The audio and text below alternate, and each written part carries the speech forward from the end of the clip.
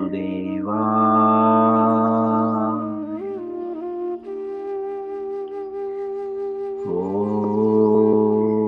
नमो भगवते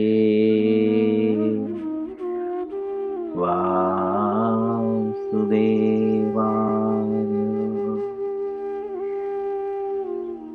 ओम नमो भगवते वासुदेवाय।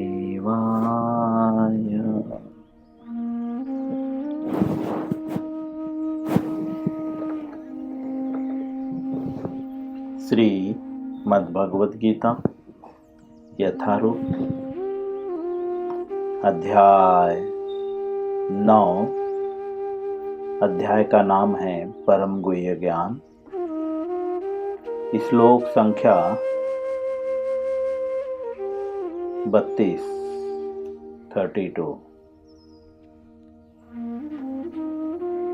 आज इस श्लोक पे दूसरा दिन है, इसलिए हम श्लोक पढ़ेंगे 3 बार। उसके बाद शब्दार्थ ना पढ़ते हुए अनुवाद और पुनः हम तात्पर्य में प्रवेश कर जाएंगे। सभी लोग श्लोकों पे ध्यान दें और उच्चारण करने का प्रयत्न भी करें। माम ही पार्थ व्यपाश्रित्य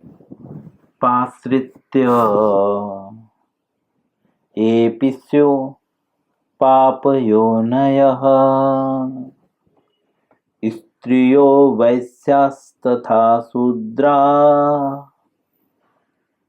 स्थितेऽपि यान्ति परां गतिम्। पुनः मां हि पार्थव्यपाश्रित्य येऽपि स्युः पापयोनयः स्त्रियो वैश्यास्तथा शूद्रा तेऽपि यान्ति परां गतिम्। पुनः एक बार। मां हि पार्थव्यपाश्रित्य येऽपि स्युः पापयोनयः स्त्रियो वैश्यास्तथा शूद्रा तेऽपि यान्ति परां गतिम्। अनुवाद श्रील प्रभुपाद जी द्वारा। हे पार्थ, जो लोग मेरी शरण ग्रहण करते हैं वे भले ही निम्न जन्मा अर्थात स्त्रीय,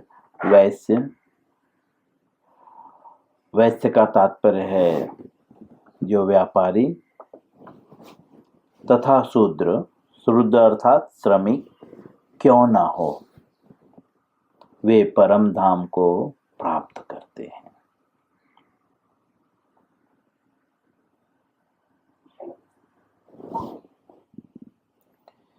हम अनुवाद को बहुत अच्छी तरह से समझ चुके हैं। अब हम श्रील प्रभुपाद जी के द्वारा इस श्लोक को समझने का प्रयत्न करेंगे। श्रील प्रभुपाद जी इस श्लोक का स्पष्टीकरण करते हुए कहते हैं, यहाँ पर भगवान ने स्पष्ट कहा है कि भक्ति में उच्च या निम्न जाति के लोगों का भेद नहीं होता। प्रभुपाद जी कहते हैं कि भक्ति में जो है उच्च और निम्न जो है जाति का भेद नहीं होता। यहाँ पे भगवान यह स्पष्ट कर रहे हैं, चाहे वो उच्च जाति का हो या निम्न जाति का हो, भगवान भक्ति में कोई भेद नहीं है, कोई भी भक्ति कर सकता है। प्रभुपाद जी लिखते हैं, भौतिक जीवन में ऐसा विभाजन होता है, ऐसा विभाजन कहाँ होता है? बोलते हैं भौतिक जीवन में। भौतिक जीवन मतलब इस संसार में। इस संसार को एक शब्द में भौतिक कहते हैं। और यहाँ पे जो जी रहा है उन सब के बीच में ये विभाजन होता है, उच्च नीचे, लेकिन भक्ति में नहीं। किंतु भगवान की दिव्य भक्ति में लगे व्यक्ति पर यह लागू नहीं होता। प्रभुपाद जी क्लियर कर रहे हैं, जो भगवान के दिव्य भक्ति में लगा हुआ है उस पे ये लागू नहीं होता। क्या लागू नहीं होता? छोटा बड़ा सब एक समान है भक्ति में, कोई ऊंच नहीं है और कोई नीच नहीं। अर्थात झाड़ू लगाने वाला भी व्यक्ति उतना ही सम्माननीय है जितना सम्मान हमें पुजारी को देना चाहिए। या जो भक्ति के पथ पे आ रहे हैं, जो स्वयं को कृष्ण का भक्त मानते हैं, उन्हें जो है जितना सम्मान झाड़ू लगाने वाले को दे रहे हैं उतना ही सम्मान आरती करने वाले को दें। या दूसरे शब्द में, जितना सम्मान आरती करने वाले हम पुजारी को देते हैं उतना ही सम्मान हमें जो है एक झाड़ू लगाने वाले को भी देना चाहिए। क्यों? क्योंकि वह भगवान की सेवा में रत है। हम बोल सकते हैं कि वह तो धन की लालसा से भगवान के पास आया है और भगवान की सेवा कर रहा है, पर भगवान भागवतम में स्पष्ट कर चुके हैं, अकाम सर्व काम मोक्ष काम उदारदी तीव्रेण भक्ति योगेन यजेत परमं पुरुष। भगवान स्वयं बोलते हैं अकाम, अ मतलब नहीं, काम मतलब काम, किसी भी प्रकार की कामना हो ना हो। अ मतलब नहीं, काम मतलब डिजायर, किसी भी प्रकार की कामना ना हो। बोलते हैं सर्व काम, सर्व मतलब सभी प्रकार की कामना हो। सभी मतलब एवरीथिंग, इंग्लिश में बोले तो सब कुछ, एवरीथिंग। बोलते हैं मोक्ष काम, जो मोक्ष चाहते हैं। बोलते हैं अकाम सर्व काम मोक्ष काम उदारदी। उदारदी मतलब चाहे आपकी कोई भी कामना ना हो, चाहे सारी कामना हो, चाहे मोक्ष की कामना हो, सारी चीजें पूर्ण हो जाएंगी। आप मतलब आप निष्काम बनना चाहते हैं या निष्काम रहना चाहते हैं तो भी क्या करना चाहिए? क्योंकि आप अभी तो निष्काम है, लेकिन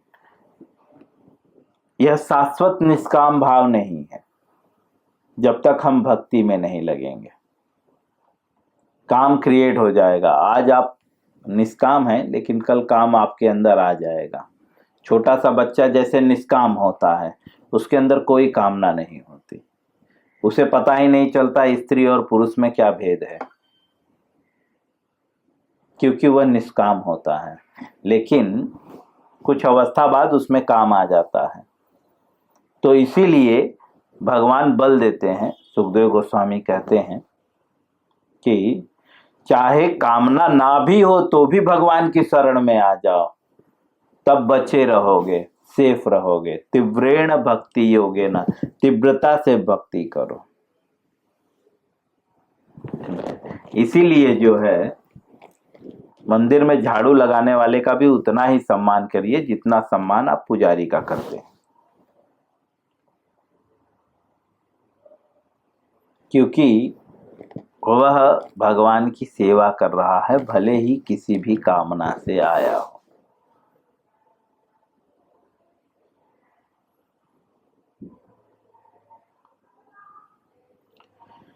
श्रील प्रभुपाद जी आगे लिखते हैं, यह जो है दिव्य भक्ति में लागू नहीं होता। दिव्य मतलब आध्यात्मिक, भक्ति मतलब भक्ति।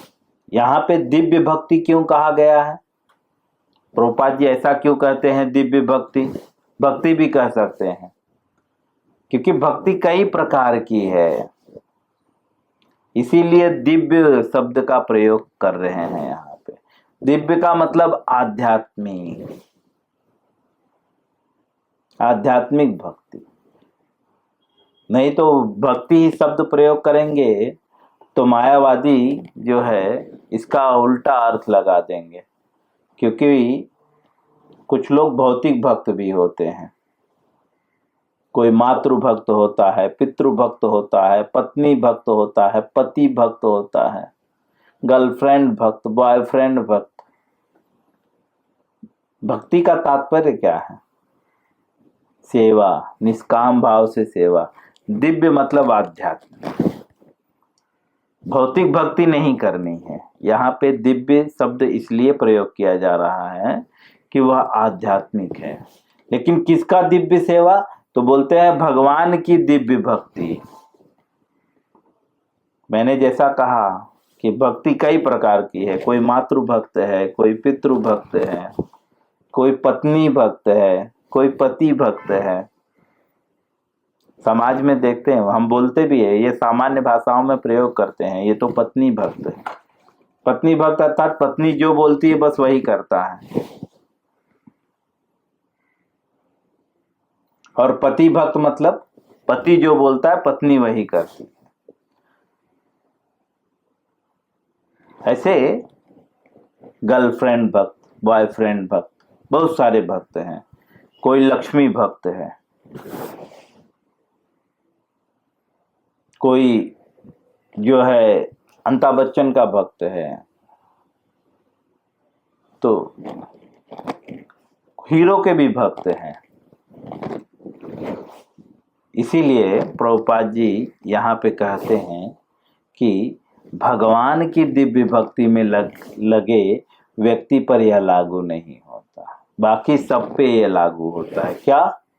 विभाजन, निम्न कुल, उच्च कुल। बट भगवान ऐसा विभाजन नहीं रखते।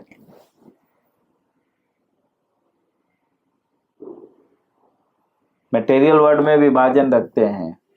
जो हीरो लोग के भक्त होते हैं, हीरो लोग खुद ही अपने भक्त से मिलना नहीं चाहते,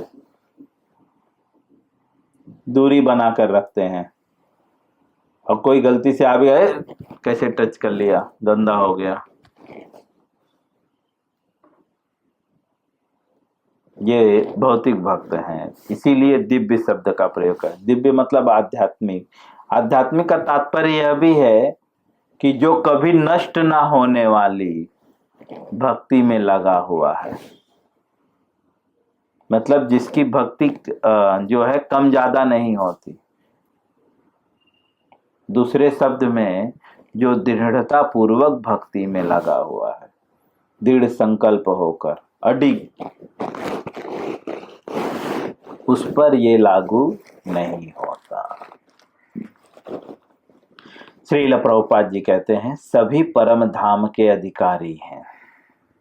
सभी मतलब चाहे वो निम्न कुल का हो, उच्च कुल का हो, क्षत्रिय हो, वैश्य हो, शूद्र हो, उस वे सभी जो है परम धाम के अधिकारी हैं। श्रील प्रभुपाद जी कहते हैं श्रीमद् भागवतम में जो है दूसरे स्कंद के चौथे अध्याय के 18वें श्लोक में कथन है। कथन मतलब वहां पे बोलते हैं, क्या बोलते हैं कि अधम योनि चांडाल भी शुद्ध भक्त के संसर्ग से शुद्ध हो जाते हैं। बोलते हैं अधम योनि।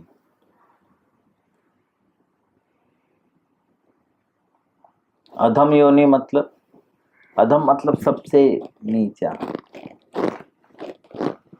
योनि मतलब शरीर।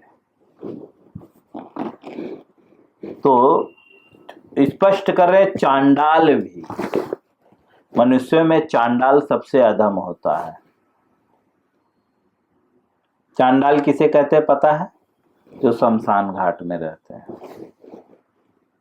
उसे चांडाल कहते हैं। हम जो है उस कभी भी शमशान घाट में जाते हैं तो घर पे आकर पहले स्नान करते हैं। चांडाल के हाथ से पानी भी कोई पीता नहीं है।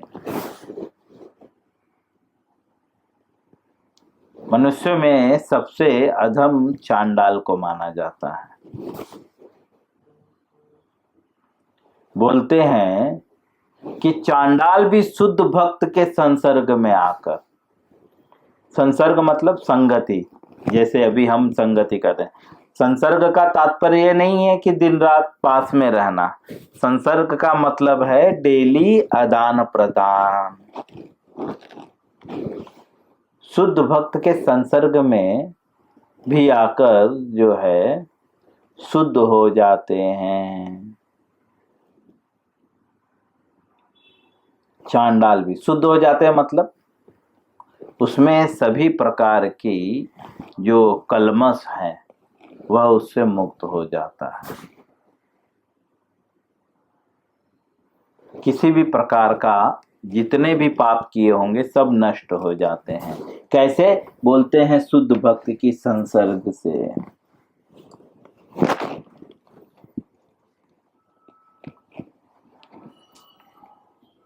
श्रील प्रभुपाद जी आगे लिखते हैं, अतः भक्ति तथा शुद्ध भक्त द्वारा पथ प्रदर्शन इतने प्रबल हैं कि वहां उच्च नीच का भेद नहीं रह जाता और कोई भी इसे ग्रहण कर सकता है। कहते हैं अतः अर्थात इसलिए जो है भक्ति तथा शुद्ध भक्त द्वारा पथ प्रदर्शन। भक्ति अर्थात भगवत गीता के जो है 6वें अध्याय के अंतिम श्लोक में जो है श्रील प्रभुपाद जी भक्ति का अर्थ बताते हैं। उपदेशा सोए गोपाल तापनी उपनिषद में भक्ति का अर्थ कहा गया है। भक्ति का अर्थ है, वहां पे श्लोक भी कोड है, 6वें अध्याय के अंतिम श्लोक 47 श्लोक, तात्पर्य में अंतिम पैराग्राफ के करीब लिखते हैं, भक्ति का अर्थ है भगवान की सेवा जो इस जीवन में या अगले जीवन में भौतिक लाभ की इच्छा से रहित होती है। कोई भी भौतिक मतलब मटेरियल डिजायर से रहित होता है, उसे भक्ति कहते हैं। समझे? बोलते हैं भक्ति, लेकिन भक्ति कैसे? बोलते हैं शुद्ध भक्त द्वारा पथ प्रदर्शन। पथ प्रदर्शन मतलब गाइडेंस में, एक शब्द में बोले गाइडेंस में। जब हम किसी शुद्ध भक्त के गाइडेंस में भक्ति करते हैं तो वह भक्ति इतनी प्रबल होती है कि वहां पे ऊंच और नीच का भेद ही नहीं रह जाता। यहाँ पे स्पष्ट रूप से प्रभुपाद जी ये क्लियर कर रहे हैं। भक्ति कैसे करनी है? बोलते हैं शुद्ध भक्त के गाइडेंस में।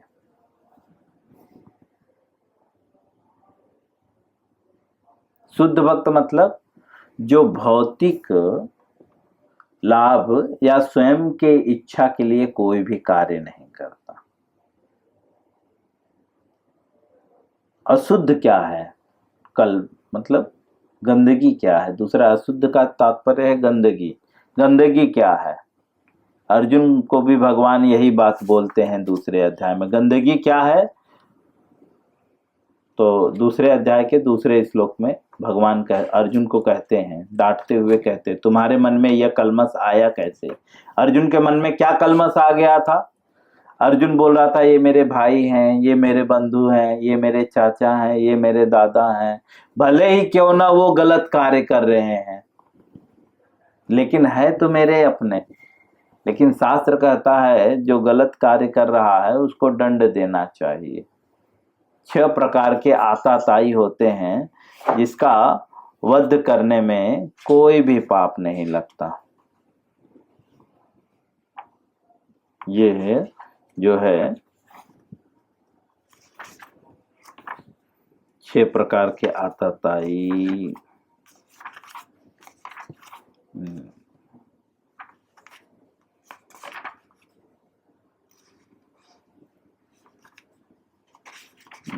कुछ ही कल ही परसों मैंने पढ़ा था। हाँ, भगवद गीता फर्स्ट चैप्टर पहले अध्याय के जो है 36वें श्लोक के तात्पर्य में श्रील प्रभुपाद जी कहते हैं 6 प्रकार के आतताई होते हैं, इनका वध करने से कोई पाप नहीं लगता। पहला, विष देने वाला।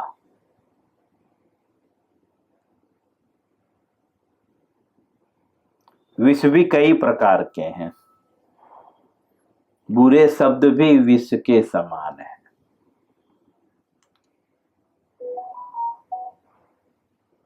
तो बुरे शब्द या कोई भी किसी भी प्रकार का विष जो आत्मा को मारता है, नष्ट करता है।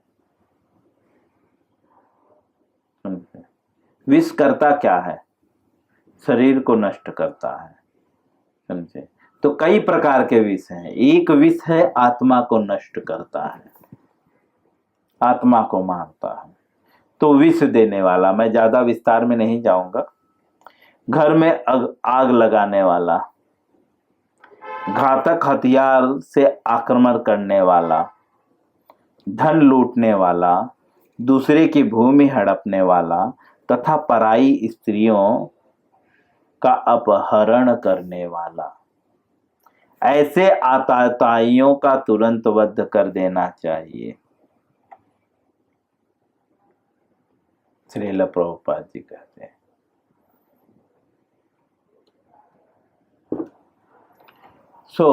ये सब जो है गंदगी है।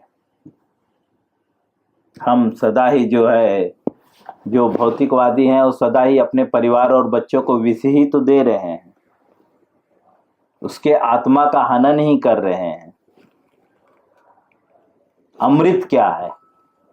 भगवान के नाम, भगवान के गुण, भगवान की लीलाओं को सुनना, या यह सारी चीजें जो आपको जन्म और मृत्यु के चक्र से उबार दे, वह प्रत्येक चीज अमृत तुल्य, अमृत। और जो आपको जन्म मृत्यु जरा व्याधि में फंसा दे, वह विष के समान है।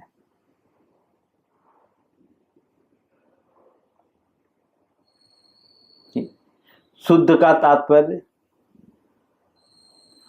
जिसमें ये सारी कमियां नहीं होती, मैं और मेरा की भावना नहीं होती, वह शुद्ध है। तो श्रील प्रभुपाद जी कहते हैं, अतः भक्ति तथा शुद्ध भक्त द्वारा पथ प्रदर्शन इतना प्रबल है कि वह ऊंच और नीच का जो है भेद नहीं रह जाता। क्यों? आगे लिखते हैं, और कोई भी इसे ग्रहण कर सकता है। कोई भी मतलब हर एक व्यक्ति जो है इसे ग्रहण कर सकता है। किसे? भक्ति को। लेकिन किसके द्वारा? बोलते हैं शुद्ध भक्त के पद प्रदर्शन द्वारा।